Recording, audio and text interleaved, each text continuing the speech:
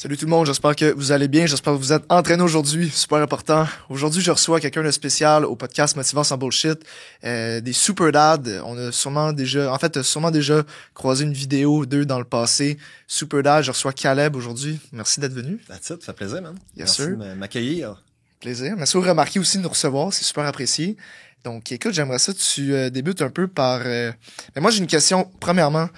D'où c'est parti ce mouvement-là des super dads?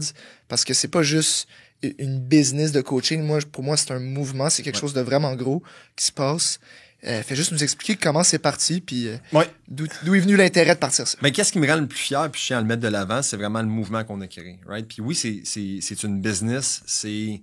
On est devenu, moi, mon partner Gab, entrepreneur à travers de ça. On a rencontré beaucoup de hauts et de bas, mais qu'est-ce que je pense qui nous rend le plus fier, c'est le mouvement qu'on a été capable de créer. Puis dans le fond, les papas qu'on est capable d'aider aujourd'hui. Fait que, dans le fond, je vais parler un peu de mon histoire, puis comment est-ce on s'est rendu jusqu'au point de créer les super dads. Fait que, moi, dans le fond, je suis originaire de Sherbrooke. Ma mère, dans le fond, elle a rencontré un homme qui avait immigré, dans le fond, de la Roumanie. Fait que mon père, dans le fond, il est roumain. Okay. Puis il est arrivé ici, il est parti, dans le fond... il avait début vingtaine, en fait, il a littéralement pris ses clics et ses claques sans jamais le dire à ses parents, à sa sœur, à son frère. Il est parti du jour au lendemain, dans la nuit, puis il est arrivé dans le fond à Montréal.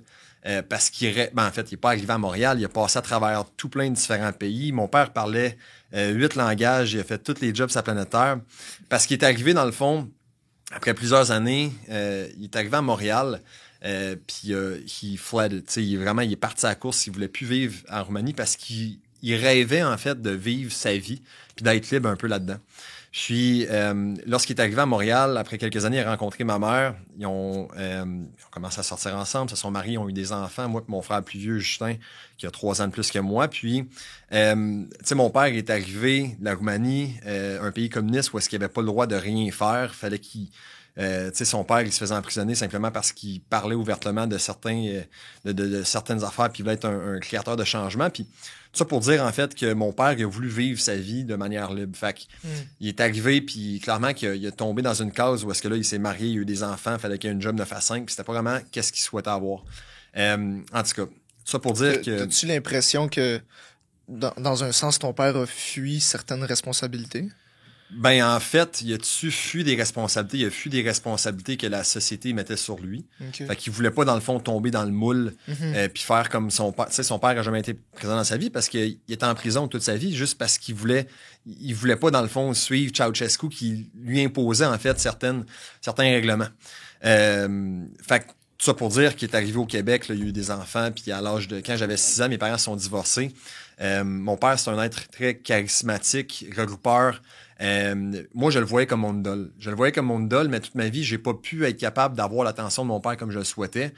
Parce qu'il était occupé, parce que puisque c'est un immigrant, son nom c'est Ovidiu Nimat, il était pas capable d'avoir les mêmes jobs que les autres. Il a été huissier, il a travaillé dans un hôpital, puis il était dans la sécurité en même temps. Tout ça pour dire, en fait, qu'entre l'âge de 6 à 15 ans, mon père était pas vraiment présent dans ma vie. Pas parce qu'il voulait pas, parce qu'il avait pas les outils pour être capable de le faire, puis parce qu'il était trop occupé, en fait, à tenter de mettre du pain sur la table parce qu'il pensait que sa responsabilité, c'était ça. Okay. Fast forward, dans le fond, plusieurs années, mon père se fait une nouvelle femme, déménage au Nouveau-Brunswick. Je vois mon père une fois par année. Tranquillement, pas vite, à un certain moment donné, j'ai 16-17 ans, il commence à être un peu plus présent dans ma vie, il commence à revenir vers moi puis mon frère, puis j'étais comme fuck, tu sais, t'as jamais été présent pour moi, pas j'aurais tellement voulu être le fils que tu voulais parce que c'est ça que je pensais. Tu sais, je pensais ne pas être le fils qu'il voulait, puis c'est pour ça qu'il était pas présent pour moi.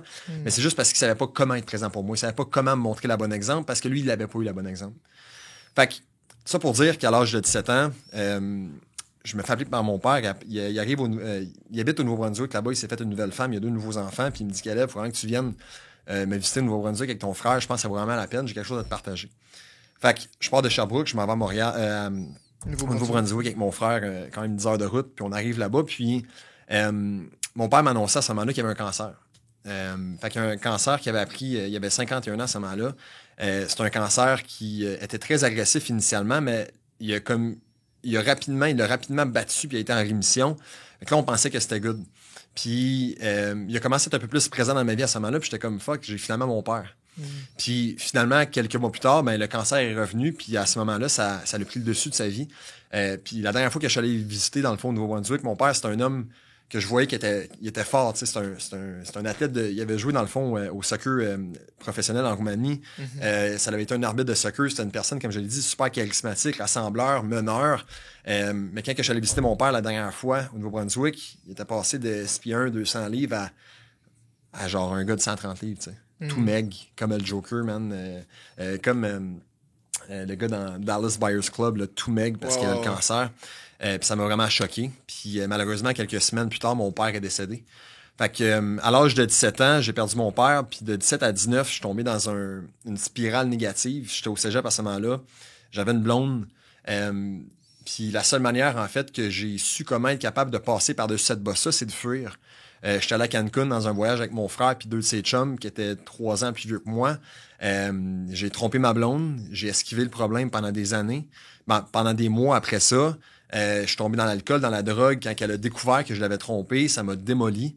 Je suis tombé de haut en sacrament parce que j'étais un gars qui avait bâti une confiance qui était surnaturelle simplement pour pas que les personnes soient capables de voir la vraie personne que j'étais. J'étais une personne qui était faible.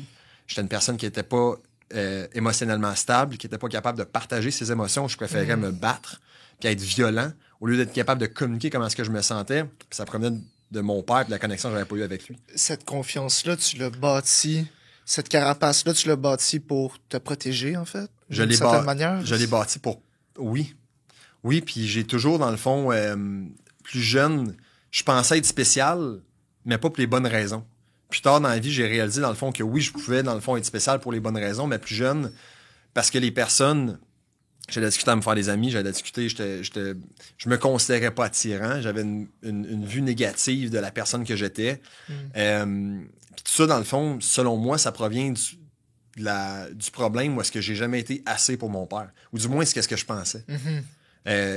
Si j'avais y parlé aujourd'hui, je suis convaincu que ce serait pas ça, mais du point de vue d'un enfant, quand tu reçois pas l'amour de ton père, c'est comme ça que tu le perçois. Tu te fais des scénarios, puis t'as l'impression qu'il t'aime pas ou je sais pas, mais est-ce que vous êtes jamais communiqué concrètement là-dessus? Jamais. Ça, je pense que c'est un de mes plus gros regrets. Ouais. D'avoir été capable de dire à mon père, genre, tu sais, j'aurais juste voulu que tu sois là. Fait que, fast forward, qu'est-ce qui s'est passé, c'est que, j'ai été dépressif, j'ai été suicidaire, j'ai dû consulter, j'ai été interné pendant plusieurs semaines à un certain moment donné quand j'avais tenté de m'enlever la vie. Puis, après ça, je suis déménagé de Sherbrooke pour m'en aller à Montréal. Fait que je suis allé étudier en kinésiologie. J'ai fait un bac à l'Université McGill. J'ai fait une maîtrise à l'Université de Montréal. J'ai travaillé dans des gyms. J'ai été préparateur physique au Cirque du Soleil, à l'Université de McGill. J'ai travaillé avec des athlètes. Mais encore, pendant plusieurs années, j'avais pas l'impression aussi d'utiliser mon plein potentiel, tu sais. Puis je le sais, puis je suis convaincu, dans le fond, que ton audience, des gars, parce que c'est comme ça que je me sentais, que tu sois, dans le fond, adolescent, que tu aies 20 ans, que tu aies 30 ans, tu sais, dans le fond, que tu as quelque chose à l'intérieur de toi qui est spécial, mais tu sais juste pas comment l'utiliser. J'avais l'impression d'avoir un potentiel, mais pas être capable de l'apporter en mouvement kinétique. Comme si c'était à l'intérieur de moi, mais c'était dormant.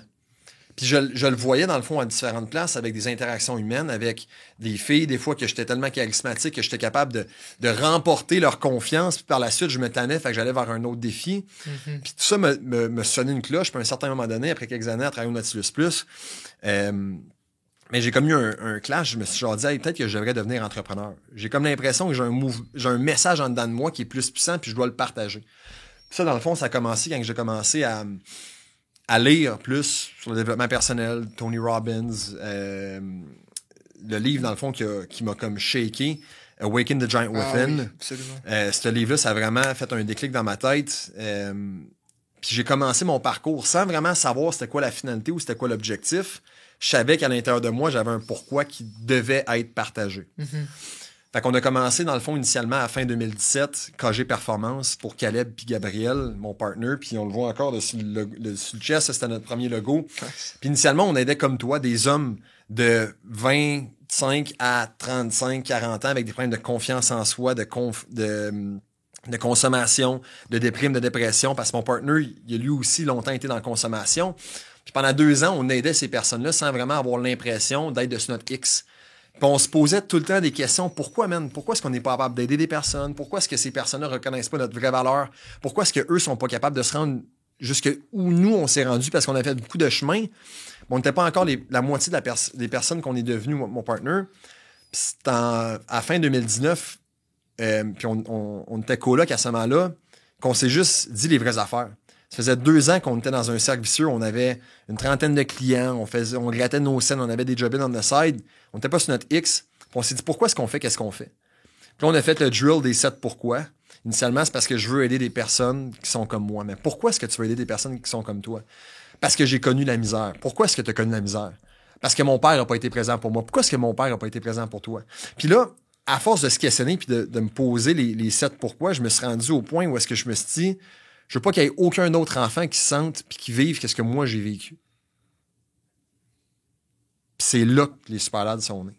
À la fin 2019, mon partenaire, on s'est checké dans les yeux puis on s'est dit, on le fait pas pour aider des personnes à perdre du poids, prendre la masse musculaire, on fait qu'est-ce qu'on fait pour qu'il y ait des enfants qui n'aient pas à vivre qu'est-ce que nous autres on a vécu. Fait que c'est de là que les Superlads sont nés. Puis le mouvement, dans le fond, a commencé à la fin 2019, où est-ce qu'on a réorienté notre message, puis les personnes avec qui on travaillait, puis qu'on s'est dit qu'on fasse du cash, que ça marche pas. Moi, je veux même dédier ma vie au fait d'aider des pères à être capables de prendre soin d'eux pour pas que ils se rendent à un point où est-ce qu'à 51 ans, leurs enfants aient besoin de les enterrer spirituellement comme j'ai dû le faire à mon père, ou qu'à 44 ans, comme le père à Gab, ben, que tu te pètes un AVC devant ton fils, puis qu'il ait besoin même de te nourrir à petite cuillère puis de te changer tes couches parce que tu es invalide dans un hôpital comme que Gab a dû le faire avec son père. Fait que c'est de là que les Superlads est parti. C'est fou quand même.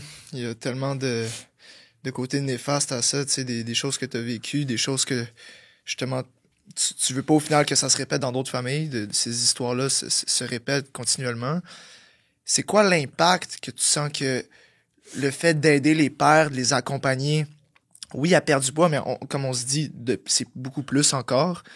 C'est quoi l'impact, c'est quoi les conséquences que ça aura pour ce père-là de perdre du poids, d'être plus en santé? C'est quoi qui va se passer autour de lui, sa vie, les gens qui côtoient? Tu peux-tu dire un peu, tu sais, là, t'as parlé du négatif, puis une fois qu'il est avec vous, cette personne-là, ce père-là, c'est quoi les côtés, justement, les conséquences positives qui va... Ouais. C'est quoi l'impact, hein, au final? La majorité de nos clients s'attardent au simple fait que de perdre 20 livres, 30 livres, 50 livres, puis que l'impact va être one-fold, va être uniquement sur eux. Je pense qu'on prend la santé pour acquis. Absolument. Tellement. Puis on ne réalise pas à quel point est-ce que d'être en santé, c'est important, c'est nécessaire pour montrer l'exemple à nos enfants. On est dans une société qui, selon moi, est mourante. Malgré, dans le fond, que la longévité ne cesse de grandir avec les années, elle ne grandit pas autant qu'elle pourrait, basée sur les avancées technologiques puis au niveau de la santé. Fait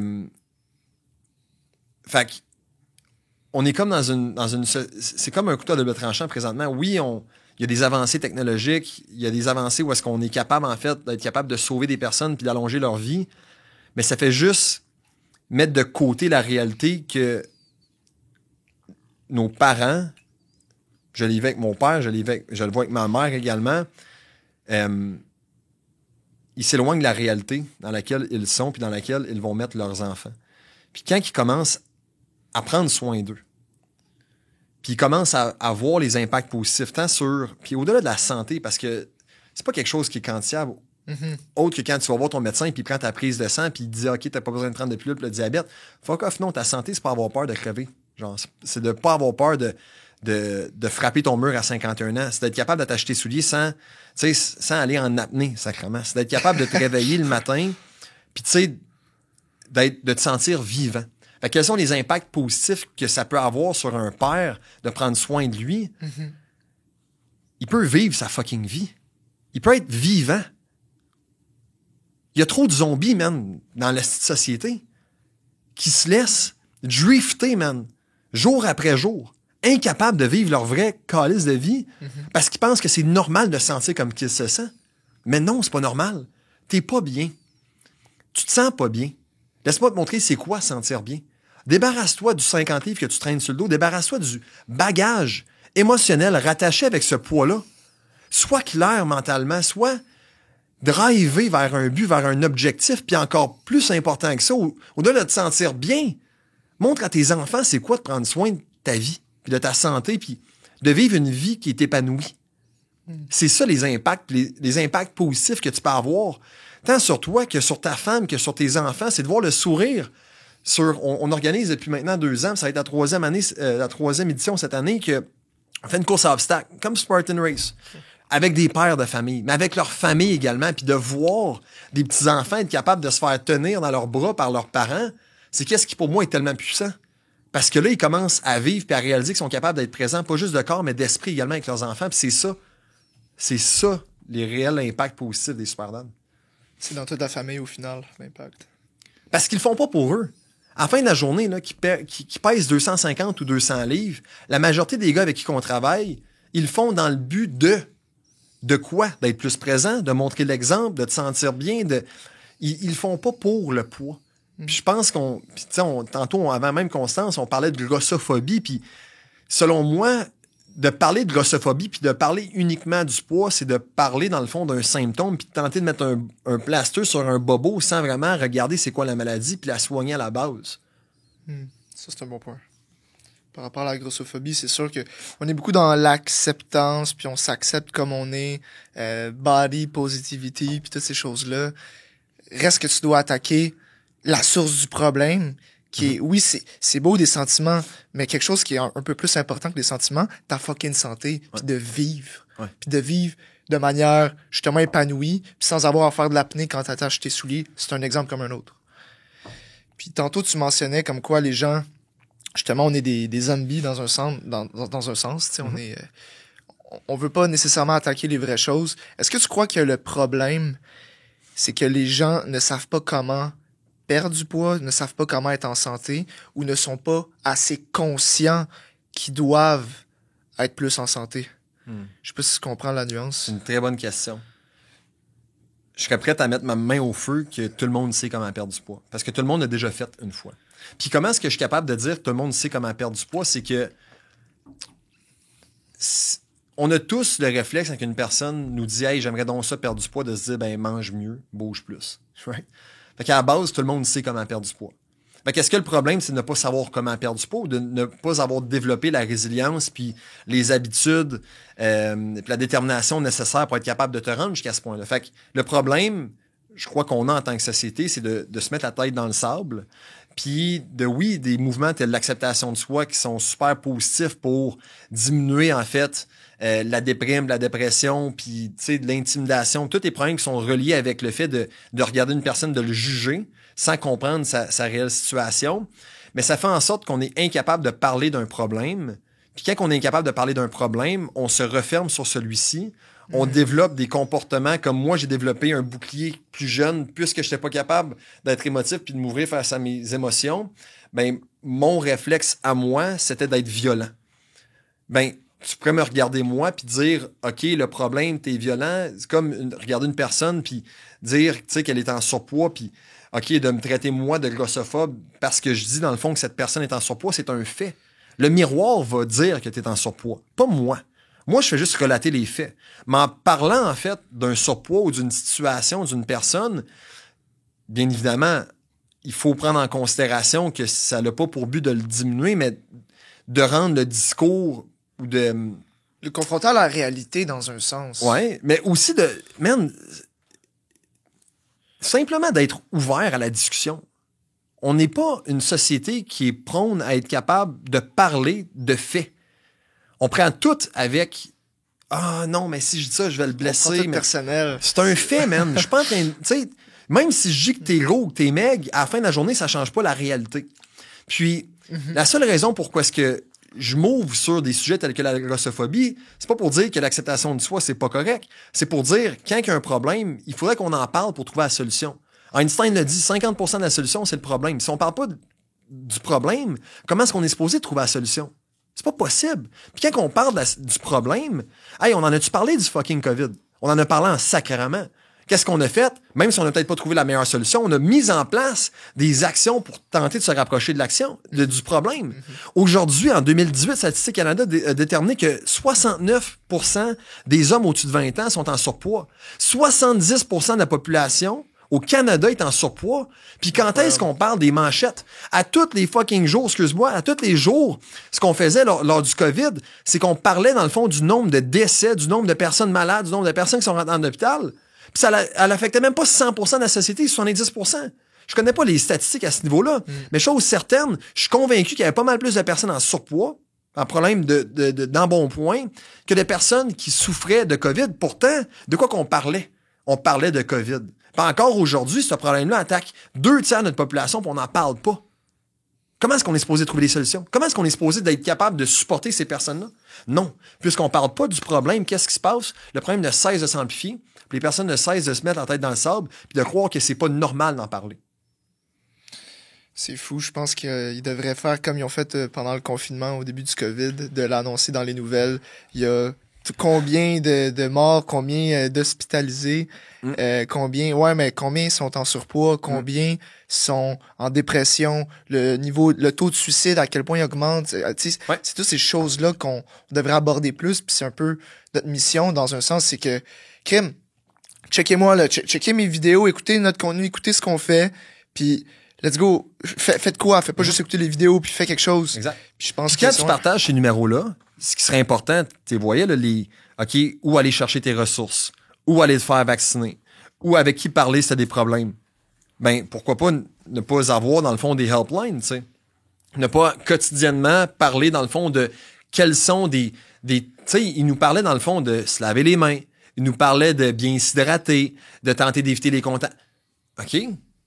La société, est-ce qu'elle parle de comment ne pas être en surpoids ou quelles sont les actions à prendre concrètement pour tenter de prendre soin de ta santé? Ouais. Prévenir, guérir, etc. Non.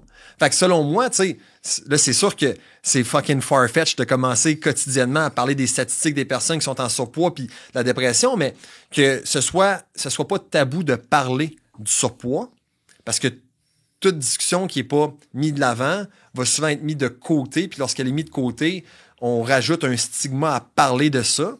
Quand on en parle, on se met de l'avant pour être capable de partager des solutions. Puis c'est ça, des super-dads également, c'est d'être capable de dire, ben oui, j'ai un surpoids, oui, j'ai des difficultés de consommation de quelconque, j'ai de la difficulté, dans le fond, à être capable de contrôler mes émotions, à être discipliné. Puis parce qu'on en parle, puis qu'on regroupe des personnes ensemble qui ont les mêmes problèmes, ben ils sont capables de partager des trucs, puis des astuces, d'être capable de trouver ensemble des solutions. Je suis convaincu que s'il y avait plus de groupes d'aide de cette manière-là, ben on serait simplement capable de venir régler des problèmes puis de trouver des solutions ensemble face à ça. Ça a un impact majeur dans la société quand on fait des groupes comme ça de personnes qui arrivent à... on parle du problème, puis OK, let's go, on trouve la solution à ça, puis on réunit nos forces là-dessus, puis justement, on en parlait par rapport à la communication, par rapport à s'ouvrir. Justement, les hommes, on a légèrement plus de difficultés sur ce sujet-là. Donc, toi, ce que tu proposes, ce que tu mets de l'avant, c'est de regrouper ces gars-là ensemble, puis de créer un environnement propice à l'ouverture, que, hey, vas-y, partage tes affaires, c'est bien correct parce que lui aussi, on a vécu des affaires. Fait que les gens, c'est-tu qui ont peur du jugement? C'est-tu parce qu'ils sont orgueilleux? Ben, je vais te reprendre sur un fait que t'as dit dans le fond, c'est légèrement plus difficile pour les hommes de partager. Moi, je crois que c'est complètement faux. Je crois que c'est fucking plus difficile pour l'homme de partager. OK? Je vais le dire, puis je parle pas des autres, je parle de moi. Quand que j'étais dépressif, quand que j'étais allé dans le fond, littéralement dans ma remise avec une corde autour du cou, vous voulez me pendre, c'était pas même genre, je me sens pas apte à partager, c'est que je sens que la seconde que je vais le partager, la résultante de ça va être encore plus difficile à gérer que de m'enlever la vie. Right? Puis c'est pas pour dire, en fait, que les femmes l'ont pas aussi difficile. Ils ont leurs difficultés, on a les nôtres, mais en tant qu'homme, j'ai l'impression que on doit man up. Puis le fait de toujours man up veut dire mettre de côté les émotions. Ne sois pas capable de partager tes émotions, sois pas ouvert face à ça. On avait, dans le fond, une immersion avec nos clients en fin de semaine, puis on a accueilli, dans le fond, Hugo Gérard, qui est venu faire une conférence, puis j'ai eu une discussion avec lui, puis on voit Hugo, puis on se dit, man, c'est une personne qu'on voit de haut, puis moi, je me disais, Hugo, il inébranlable, il a jamais rencontré de défaite, il a jamais eu à vaincre des problèmes de santé physique ou mentale. Puis au contraire, quand il s'ouvrait à moi puis qu'il me partageait, il dit, tu sais, quand je suis devenu père, quand j'ai rencontré des difficultés avec la quarantaine, le changement des hormones, je vivais une dépression. Mais moi qui connais bien mon corps puis que il a toujours vécu par ses valeurs d'être ouvert, transparent puis honnête envers lui-même, j'ai eu la capacité d'être capable d'aller voir un psychologue, d'aller voir des professionnels de la santé puis d'en parler.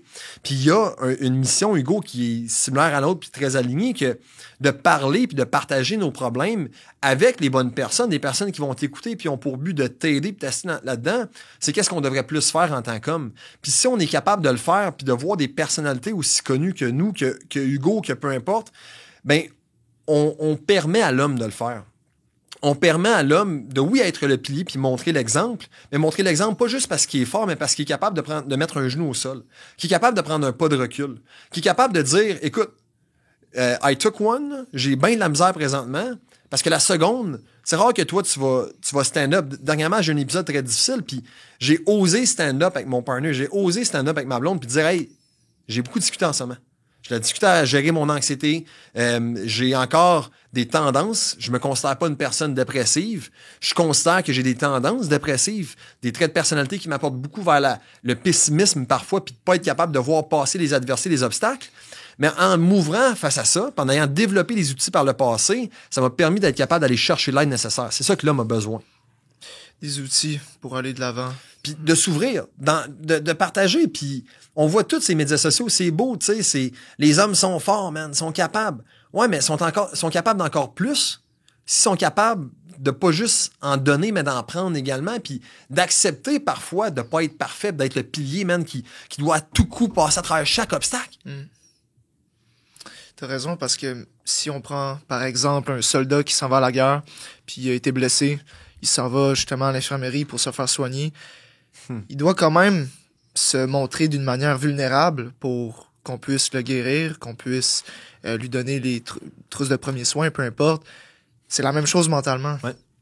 On a besoin de moments de vulnérabilité pour être plus fort. Mm-hmm. C'est des chapitres. Au final, on peut pas être à 100% fort constamment, être une brique, parce que la brique, elle va s'assécher puis elle va casser. Tu sais, puis quand tu dis que tu as des tendances à être pessimiste, est-ce que c'est parce que t'es dur envers toi-même par rapport aux objectifs que tu vises, entre autres, dans ta vie personnelle ou professionnelle avec les Super Dads? C'est-tu à cause de ça que justement t'es dur envers toi-même parce que t'es un gars ambitieux puis tu veux réussir? C'est-tu justement à cause de ça ou c'est juste par nature t'es pessimiste? Donc, sur mes médias sociaux, j'avais fait un reel, puis j'avais parlé en fait de Andrew Tate. Oui. OK? Puis j'avais partagé en fait son opinion face à la dépression. J'ai partagé mon opinion qui est alignée avec la sienne. OK? Je peux pas dire que je respecte tout ce que Andrew Tate dit, qu'est-ce qu'il fait. Mais on peut peut-être répéter c'est quoi qu'il a dit par rapport à la dépression. Je me rappelle, mais je peux te laisser exact. Si tu te rappelles. Fait que Andrew Tate a dit en fait que la dépression n'existe pas. La dépression, it's a state of mind. C'est un état dans lequel tu vas être, et si tu crois à la dépression, elle va prendre le contrôle de toi. Ce en quoi tu crois, OK, tu te permets qu'elle prenne de toi. Fait que si tu crois en la positivité, si tu crois en le dépassement de soi, tu vas te permettre de pouvoir croire te dépasser là-dedans. C'est un peu comme la loi d'attraction qui dit en fait que tes pensées deviennent ta réalité. Si tu penses être une personne dépressive, tu vas l'être. Puis moi, je crois vrai face à ça par rapport à mon expérience personnelle, où est-ce que j'ai été dépressif. J'ai dû consulter, je suis allé voir des psychologues, j'ai pris des pilules, j'ai dû faire tous les exercices, les drills. Pendant longtemps, j'y croyais pas que j'étais capable de passer à travers de ça parce que je m'étais mis l'étiquette d'une personne dépressive. Alors, je me considérais dépressif, comme plusieurs de ce jour se considèrent en surpoids, se considèrent sans avoir d'énergie, se considèrent faibles. Crois que tu es faible, comme quand ma blonde elle se réveille le matin et elle dit j'ai pas d'énergie, fine, continue à croire que t'as pas d'énergie. Si tu commences à te dire hey, j'ai donc bien d'énergie aujourd'hui, qu'est-ce que tu vas avoir de l'énergie? Si tu commences ta journée en souriant, qu'est-ce qui va se passer? Tu vas être pas mal plus heureux que si tu commences ta journée avec la tête dans le cul. Tu peux accepter ta réalité puis la moduler basée sur ton état d'esprit, basée sur ce que tu crois vrai. OK? Parce que une des puissances de l'être humain, c'est qu'il va toujours agir en cohérence avec ce qu'il croit vrai. Alors, si tu crois vrai la dépression, tu as beaucoup plus de probabilité de le devenir. Puis c'est pas pour dire, en fait, que la dépression n'existe pas, parce que c'est un fait. Certaines personnes se sentent déprimées, dépressives. Puis j'avais ce débat-là avec ma copine qui est en médecine, right? Okay. Fait que médecine, noir ou blanc, binaire, c'est haut ou c'est bas, c'est 1 ou 0, right? Ouais. Puis, oui, mais il y a certaines nuances à prendre en considération. Je vais toujours être d'accord sur des problèmes de ce genre-là, mais à un certain moment donné, moi, j'ai refusé la dépression. C'est ça qui m'a guéri. OK?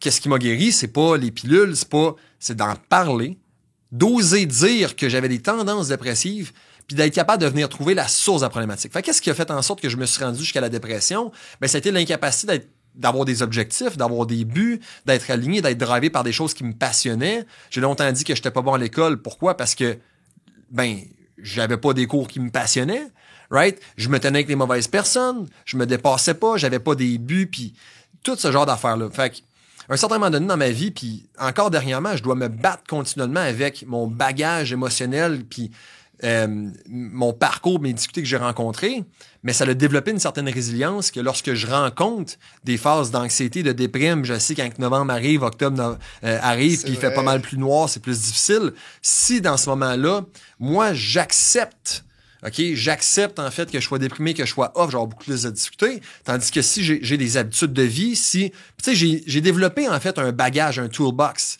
des manières en fait d'être capable de passer à travers ces moments-là, je me suis outillé, mais ça a commencé initialement en refusant de mettre une étiquette que j'étais dépressif. Ça faisait partie de ton identité, en fait. Man, c'était vraiment ça, là. Identité, là. Comment est-ce que tu acceptes de te définir? Tu peux te définir différemment, puis c'est pas pour dire que du jour au lendemain, ça va changer, mais du moins, tu vas voir une progression. Puis à force de continuer à être aligné puis concentré là-dessus, les changements vont t'apporter dans la direction que tu as créée pour toi-même. Puis ce switch de mindset-là, il s'est fait à un moment que t'étais juste frustré, t'étais tanné, puis t'as fait « You know what? Je suis plus dépressif, je suis tanné de juste faire ça. Je m'accepte plus comme ça. Je suis plus ce Caleb-là, là, je suis le Caleb qui va foncer vers ses buts. » C'est drôle à dire, puis d'un point de vue extérieur, on parlerait avec des personnes qui n'ont pas vraiment entamé leur processus de développement personnel, puis ils riraient de nous autres. Ils diraient « Voyons non, ça fait pas, ça se fait pas de même. » C'est arrivé comme d'un claquement de doigts. C'est quoi tu faisais? C'est quoi que c'est passé? À ce moment-là, l'être humain là, est motivé de s'éloigner du malheur puis de se rapprocher du bonheur. J'étais tellement rendu malheureux, man. J'étais tellement rendu plus bien, là.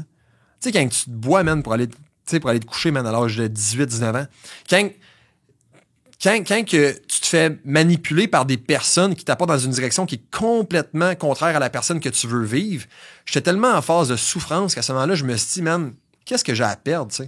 De juste me dire que fuck off, j'abandonne, je tourne la page. Puis ça a été ça, tu sais. Ça a été littéralement de décider, à partir d'aujourd'hui, je ne suis plus la personne que j'étais, je suis cette personne-ci. Puis ça prend, d'un point de vue extérieur, il y a certaines personnes qui vont dire « Hey, ça semble si facile. » C'est pas facile, c'est simple. C'est super simple parce que t'es dans un Y, dans ton cheminement, ouais. Puis à la place de continuer à aller dans la mauvaise direction, tu vas aller dans la bonne direction. Puis nous autres, chez Superlab, on parle beaucoup du crosseur interne. C'est la petite voix du diable qui en dedans de ta tête va tout le temps t'apporter à mauvaise place. Nous autres, on l'appelle le inner bitch. Le inner bitch, exactement. Ben, super, on a des noms qui sont quand même assez alignés. Ouais. Parce qu'à un certain moment donné, tu dois juste arrêter de l'écouter. Tu sais. Cette voix-là, elle dit quoi?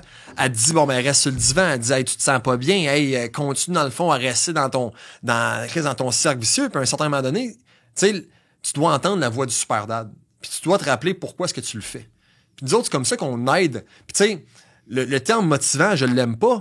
La raison pour laquelle, c'est qu'on associe trop à la motivation. Tu sais, toi, t'es un coach qui est motivant. Non, t'es pas motivant, t'es inspirant. Ce que tu fais, en fait, c'est que t'es un instigateur de réalisation. Tu aides les personnes à réaliser pourquoi elles devraient être motivées. Puis la motivation, c'est une raison interne. Puis pour les super dads, c'est le terme super dad. Fait qu'à n'importe quel moment où est-ce qu'un super dad dit être démotivé, tout ce que je lui dis, c'est pourquoi est-ce que tu as commencé en premier lieu? Puis il va souvent me dire, pour ma fille, pour mon gars. Est-ce que tu l'as perdu, cette motivation-là? Non, tu l'as perdu de vue. Viens pas me voir pour de la motivation. Viens me voir pour de l'inspiration, le raw leader. Viens me voir pour des réalisations, OK, qui va t'apporter à faire ce questionnement-là. Mais tout ça, en fait, provient d'une raison. Puis moi, j'avais réalisé à ce moment-là que ma raison d'être n'était pas d'être une personne déprimée qui allait juste être le zombie puis, tu sais, faire son 9 à 5 puis vivre sa vie bien ordinaire. Non, non. Man, je réalisais qu'à un certain point, il fallait que j'utilise ça pour le bien, non pour le mal. Puis il y a une phrase de Tony Robbins qui, encore à ce jour, vient me chercher, OK? La vie n'arrive pas à toi, la vie arrive pour toi. La vie arrive pas à toi. Mon père est pas décédé, OK? Mon père est décédé, puis ça m'est pas arrivé à moi, c'est arrivé pour moi. Comment est-ce que je dois utiliser ça dans le but de me rapprocher de ma mission de vie? Puis moi, je sais que ma mission de vie, c'est d'aider des pères à ce que leurs enfants ne se sentent pas comme est-ce que moi, je me suis senti. Fait que comment est-ce que tout ce qui m'arrive dans mon quotidien, OK? On a un mois fucking difficile à business. Il y a des clients qui viennent nous voir qui disent qu'on est des fraudes. Il va tout le temps en avoir des personnes qui vont te mettre des bâtons dans les roues. Comment est-ce que ça m'arrive pour moi? Qu'est-ce que je peux faire pour utiliser ça? Fait que ce soit ta blonde qui te laisse, que ce soit toi qui te sens pas assez bien, que ce soit toi, dans le fond, qui se fait ridiculiser, en fait, par quelqu'un, qui se fait intimider. Comment est-ce que tu peux utiliser ça pour toi et non comme excuse, simplement pour rebrousser chemin? Développe la personne que t'es avec ces adversités-là. Absolument. Puis c'est ça que je dis aussi, c'est que l'adversité, tu dois l'utiliser comme fuel, comme carburant, au final, pour avancer. Puis je crois que il y a une certaine... Tu sais, le gym, ça j'en parle souvent avec les membres de mon armée, c'est que c'est comme une thérapie. Puis les gars, ça leur permet de ressortir, si on veut, leur démon, ou comme de se venger, ou d'utiliser une certaine frustration, puis l'utilise dans l'entraînement pour bâtir un physique. Ça, c'est une chose, mais c'est pas complet. Il y a d'autres travail à faire, justement, mental, d'en parler à quelqu'un, d'avoir du support. C'est des choses qui sont vraiment importantes de ce côté-là. Puis, non, man, c'est fucking inspirant, man, pour vrai, ce que tu dis. Puis, tu sais, avec tout ce que tu me dis, est-ce que tu sens que... T'es-tu capable de mettre des mots sur c'est quoi un père idéal? C'est quoi un père exemplaire? Là, il faut que je fasse attention, OK? Ouais. Parce que je suis pas un père, OK? Fait que je peux pas, en fait, parler comme père idéal. Qu'est-ce que c'est un père idéal? Je peux parler puis dire, en fait, qu'est-ce que pour moi aurait été un père idéal? Puis je pense que toutes les définitions sont bonnes, dépendamment, en fait, de la bouche de l'individu de lequel ça sort, right? Parce qu'on veut, d'un côté, on veut avoir un bon père, on veut être un bon père, on peut voir des beaux pères. Tu sais, j'ai des exemples parentaux dans ma vie, puis j'en ai cherché toute ma vie, simplement pour tenter de combler ce trou-là. Puis, cette petite joke à part, j'avais fait j'avais fait une joke parce que j'ai eu un chien v'là 3 ans. Puis j'avais dit, en fait, que je comprends la réalité d'un père maintenant que j'ai des responsabilités, puis je m'étais fait fucking ramasser. Fait que j'arrête, en fait, de faire cette joke-là. Mais je vais devenir père un jour. Puis j'ai développé, en fait, j'ai starté un podcast qui s'appelle Devenir un super dad parce que j'en discutais avec des amis l'autre jour. Un qui avait un enfant d'1 an, un qui c'était à son shower puis il allait devenir père dans la semaine qui allait venir, puis un autre, en fait, qui était pas encore père, puis on discutait de hey, comment est-ce qu'on pourrait bien se préparer pour devenir père? On est tous rendus à l'âge, j'ai 29 ans, ça fait 6 ans que j'étais avec ma copine, puis on en parle, puis on est pas mal dans cette phase de notre vie. C'est quoi c'est quoi être un super dad? C'est quoi devenir un super dad? Comment se préparer? Je pense pas qu'il y a une définition simple. Parce que le terme super dad est différent pour tout le monde. Je parle avec des personnes de différents backgrounds, différentes cultures, différentes relations, que tu sois gay, que tu sois avec une femme, que tu sois jeune, que tu sois vieux. Tout le monde a une différente interprétation, mais qu'est-ce qui revient souvent? C'est montrer l'exemple. Qu'est-ce que j'entends depuis que je travaille avec des pères de famille, j'ai aidé des dizaines de milliers de pères depuis les dernières années, c'est être présent pour sa famille et leur montrer la bonne direction à suivre. Puis, ça revient, en fait, aux actions. Fait que pour moi, qu'est-ce qu'un bon père? C'est un père, en fait, qui va laisser ses actions parler plus fort que ses mots, puis que peu importe les actions qu'il va oser prendre, c'est les actions qu'il souhaite que son fils va répéter ou son fils ou sa fille va répéter plus tard dans la vie.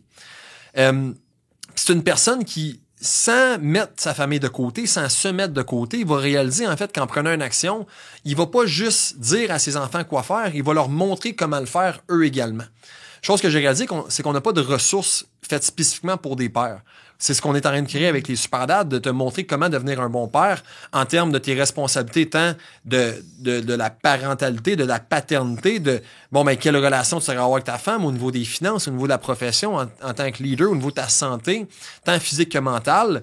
Mais qu'est-ce qu'un bon père? C'est un père qui va être présent non seulement de corps, mais également d'esprit, qui va montrer par ses actions, ce qui va venir créer une génération future qui va être encore meilleure que lui aurait toujours voulu être. Fait que selon moi, c'est ça être un super dad. Ça, est-ce que c'est juste des pères qui peuvent embarquer ou c'est comme des futurs pères qui peuvent peut-être se joindre à ce mouvement-là? Ben, pendant longtemps, on refusait, encore aujourd'hui, dans nos programmes d'encadrement, on coach uniquement des pères de famille. Okay. Pourquoi? Ben, tantôt, on parlait, dans le fond, d'avoir un écosystème et un environnement qui est ouvert à la discussion. La seconde que tu commences à mettre des personnes qui ne comprennent pas ta situation, c'est des personnes qui vont souvent juger. Des personnes qui commencent à regarder, dans le fond, à regarder tout ce qu'on fait sur les médias sociaux, ils vont pas comprendre qu'est-ce qu'on fait, ils vont pas comprendre qui qu'on est. Fait qu'est-ce qu'ils vont faire? Ben, ils vont tenter de nous attaquer, OK? Ou peut-être qu'ils vont juste passer à la prochaine appel de ces médias sociaux, mais la majorité des personnes vont juger de l'extérieur puis tenter de nous rabaisser pour se remonter eux ou peu importe c'est quoi. On veut pas avoir à limiter, en fait, l'évolution que nos membres puis que nos super dads peuvent avoir dans notre communauté pour tenter d'aider une personne de plus. On croit, en fait, puis notre mission, c'est de changer le monde un père à la fois. C'est pour ça, dans le fond, qu'on vient pas coacher des mères, qu'on vient pas coacher des plus jeunes, des non-pères, OK? Des enfants, parce qu'on croit pertinemment que si on est capable d'aider des pères, de se concentrer à 100% sur eux, c'est eux qui vont créer le monde de demain, un monde qui va être meilleur. C'est eux qui vont influencer leurs femmes à devenir des super moms, leurs enfants à devenir des super kids et donc à fonder des super familles puis à changer le monde de demain. Fait que non, on n'accepte pas de coacher d'autres personnes. J'ai commencé personnellement dernièrement à faire beaucoup plus d'apparitions sur les médias sociaux dans le but de partager un peu mon expérience de vie, mes connaissances, puis ma vision, en fait, sur des changements qu'on pourrait faire. Puis on a commencé déjà à voir que ça a des bonnes retombées. On se concentre, puis notre one goal, c'est, est-ce qu'on aide des pères, oui ou non? Puis si la réponse est oui, on continue. Absolument. Puis ça, c'est... Je veux dire, on n'est pas... Être un père, n'importe qui peut être père, dans un sens. Puis je pense que c'est pas comme si t'étais à l'université, puis OK, je suis rendu kinésiologue. T'as pas un certificat, je suis apte à être papa, comme ça existe pas. Puis je crois que ça que je trouve de l'extérieur, c'est que c'est une formation pour être un bon père, au final, un super dad. C'est ce qu'on souhaite développer. Puis dès la création, en fait, des super dads, il y a plusieurs années de ça, mon objectif, c'était d'être le one-stop shop, le Google de la parentalité, de la paternité, certainement, tu sais. Parce que, puis je le vois quasiment comme une quête de vie où est-ce que je veux devenir le meilleur père. Tu sais, je me mets un peu cette pression-là. Je suis pas encore père, je vais le devenir dans quelques années. Mais je veux jamais avoir à dire non à mon enfant, tu sais. Je veux jamais avoir à ce que mon enfant se sente pas apte à être capable de me parler puis de me partager comment est-ce qu'il se sent. Dans le fond, je veux être un meilleur père que mon père a été pour moi. Pas pour dire que ça a été un mauvais père. Il a fait qu'est-ce qu'il a pu avec qu'est-ce qu'il avait. Mais c'est souvent ça le problème. C'est que nos pères tentent de faire qu'est-ce qu'ils peuvent avec qu'est-ce qu'ils ont. Fait qu'on est souvent pogné dans un certain point où est-ce qu'on tente de faire mieux sans savoir comment y arriver, sans avoir d'outils, sans avoir de spécialistes, d'environnement, d'écosystème pour être capable de le faire. Mais les super dads, c'est ça. On a une communauté aujourd'hui de plus de 32 000 personnes qui viennent juste partager, parler, ouvrir puis trouver des solutions ensemble. Comme qu'on donne des contenus gratuits, comme qu'on a des programmes d'accompagnement. L'objectif, c'est de créer une communauté de super dads puis de créer un meilleur monde de demain. Ouais. Ben, je te remercie pour ce que tu fais, puis je pense que tu vas en inspirer plusieurs avec ton message, puis plusieurs pères au final, puis plusieurs futurs pères aussi, en tant que tel. Fait que je souhaite pas juste inspirer des pères, je souhaite également inspirer des gars comme toi, parce que je me vois beaucoup en toi, tu sais. Comme quoi, je suis pas mal parti de où est-ce que t'as, puis on rencontre tous nos propres défis. De ce que j'ai pu comprendre de ton histoire, ça a été avec une copine, ça a été dans le fond de pas être capable de peut-être t'exprimer correctement ou d'être la personne que tu souhaitais. Puis tout a commencé dans le fond avec un élément déclencheur. Je crois qu'on a tous dans notre vie un élément déclencheur, puis quand tu réalises que ça peut être fait pour toi et non à toi, ben tu peux l'utiliser en fait pour aider ton prochain. Puis je pense que c'est exactement ce que tu fais. On le fait juste avec différentes personnes, mais on le fait d'une manière très similaire, puis c'est aligné. On monte la même montagne, juste que toi, tu pars du nord, moi, je pars du sud, peu importe. Exact. Absolument. Ben écoute, je te remercie beaucoup pour ton temps. Puis écoute, si tu avais un message pour conclure ou peut-être à des pères, à futurs pères, ou je sais pas, c'est où qu'on peut te retrouver aussi. Donc, Mais mon message serait peut-être pas adressé uniquement aux pères, mais serait adressé en fait à tout le monde, tu sais. Puis j'ai tellement vécu une vie pendant longtemps que je croyais qu'elle était belle, jusqu'à temps que je réalise que je pouvais mieux. Je pouvais mieux si je décidais d'être mieux. Fait que je pense que c'est un cri à l'humanité de tenter d'être la meilleure version de soi-même, peu importe qu'est-ce que tu considères la meilleure version de toi-même. C'est pas quelque chose qui est quantifiable. C'est pour ça que le terme super n'est pas vraiment, tu peux pas le définir. On a tous notre propre interprétation. Mais je crois qu'en tant qu'individu, ton rôle quand tu as été mis sur la planète Terre, c'est de devenir la meilleure version de toi. D'aider ton prochain, peu importe de quelle manière, tu sais. Tu peux aider ton prochain en le faisant rire. Comme tu peux l'aider, en fait, en l'entraînant, tu sais, en le motivant, en l'inspirant. Je crois simplement qu'on a un devoir en tant qu'humain, en tant que personne, de devenir la meilleure version de soi, puis par la suite d'aider son prochain. Puis ça, c'est la mission que moi j'ai choisie, que toi également t'as choisi.